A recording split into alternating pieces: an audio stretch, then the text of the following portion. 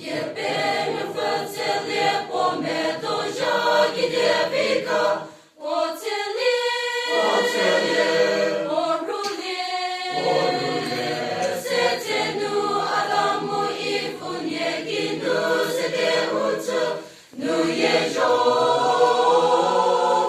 уца.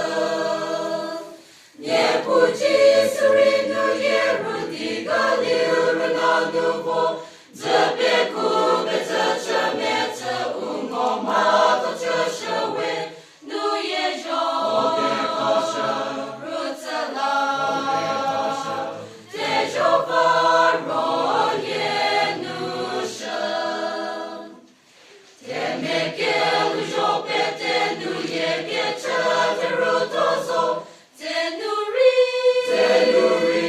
mesavor, idenzelu ke baki ke penyo fama sinulu, mesame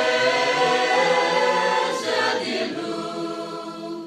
Ne puji surinu yerudi galiru na nuvo, zabeku bezachameta umomado chashawe, nu yejo rutzala, tejo varoye nusha.